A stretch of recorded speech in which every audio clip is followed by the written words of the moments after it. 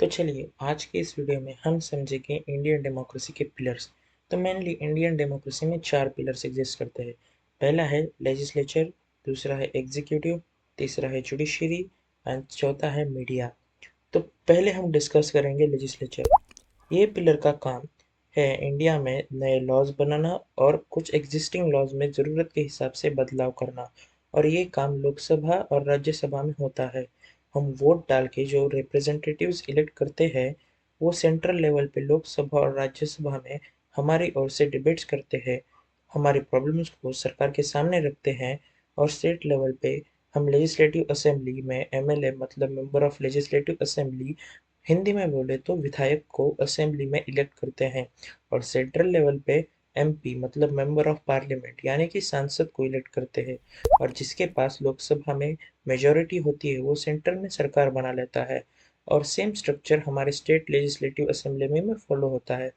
जिसके पास ज़्यादा विधायक होते हैं वो अपनी पार्टी की सरकार बनाता है, और उनमें से एक लीडर बनता है चीफ मिनिस्टर मतलब कि मुख्यमंत्री। और सेंट्रल लेवल पे प्रधानमंत्री, और वो हर डिपार्टमेंट के लिए एक मंत्री नियुक्त करते हैं। और यहाँ पे हमारे दूसरे पिलर की एंट्री होती है जो कि है एग्जीक्यूटिव। एग्जीक्यूटिव में प्राइम मिनिस्टर, प्रेसिडेंट और सारे मंत्री इसका हिस्सा होते हैं। उसके नीचे एक पूरा सिस्टम होता है जो वर्क करता है, जो इसके नाम में ही छुपा है, एग्जीक्यूटिव।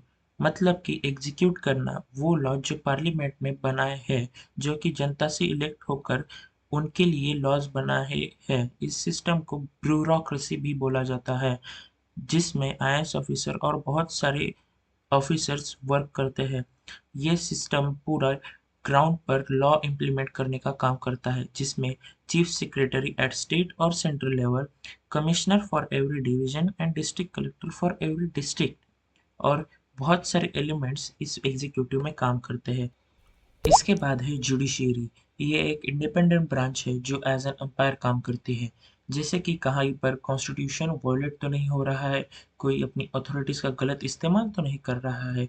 और जुडिशियरी स्टेट सेंटर डिस्प्यूट्स और पब्लिक डिस्प्यूट्स भी सॉल्व करता है, कॉन्स्टिट्यूशन को प्रोटेक्ट करता है।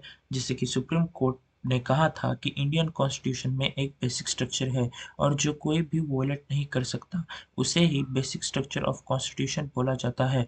और जुडिशरी में लेजिस्लेचर में पास किए गए लॉज को एग्जामिन किया जाता है, जिसमें यह इंश्योर किया जाता है कि पास किए गए लॉ कॉन्स्टिट्यूशन को वायलेट तो नहीं कर रहे हैं।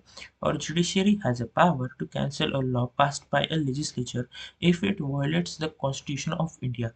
There is only a Supreme Court in Delhi and High Court for every state, or common High Court for 2 or 3 small states, and District Court in every district, and several courts are present on taluka level or sub-district level.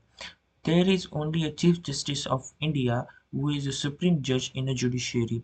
Judiciary एक independent body है, मतलब कि legislature और executive का judiciary में कोई भी role नहीं है।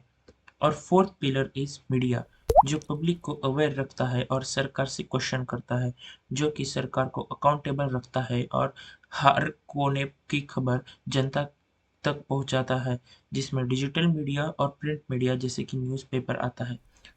और ये 4 पिलर्स हर एक दूसरे पिलर के ऊपर नज़र रखते हैं, जिससे कि एक अथॉरिटी के हाथ में पूरी पावर ना जाए।